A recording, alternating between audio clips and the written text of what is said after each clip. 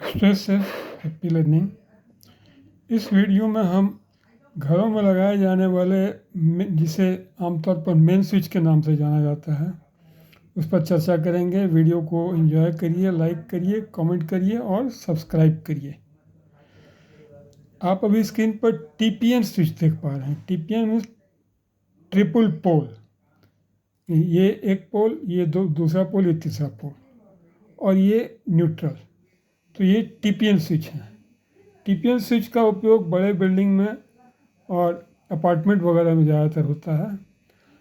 आमतौर पर घरों में जो छोटे लोड हैं वो दो किलोवाट या अधिक से अधिक 3 किलोवाट तक, उसमें ये SPN स्विच है, सिंगल पोल एंड न्यूट्रल। ये है पोल और ये है न्यूट्रल। या थोड़े बड़े घर हैं यदि हैं तो उसमें DP स्विच का उपयोग करते हैं। ये डबल पोल स्विच है। इस वीडियो में हम मेनली SPN स्विच और DP स्विच पर चर्चा करेंगे। SPN स्विच का जहाँ तक सवाल है तो इसमें एक पोल और ये एक न्यूट्रल है। ये न्यूट्रल परमानेंटली कनेक्टेड रहते हैं।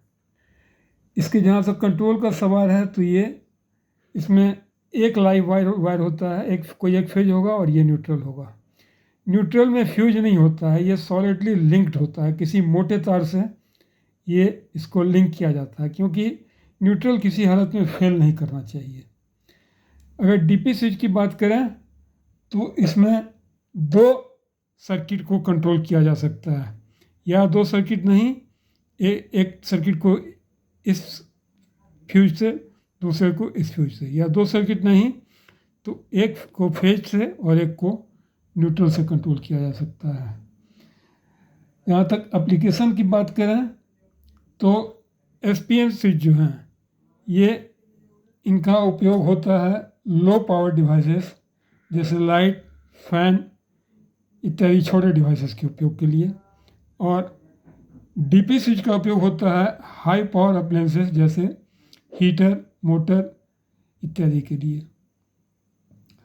सेफ्टी की यदि बात करें तो ये SPN स्विच में, single pole and neutral switch में बेसिक आइसोलेशन होता है, मतलब सिर्फ फेज का आइसोलेशन होता है, न्यूट्रल का आइसोलेशन नहीं होता है।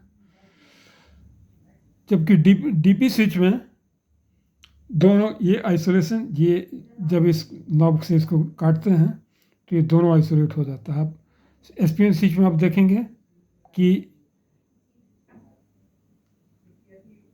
सिर्फ ये कटेगा, ये नहीं कटेगा, ये सॉलिडली लिंक्ड रहेगा। तो सेफ्टी का जहाँ तक सवाल है तो इसमें SPN स्विच में बेसिक आइसोलेशन होता है और DP स्विच में कंप्लीट आइसोलेशन होता है।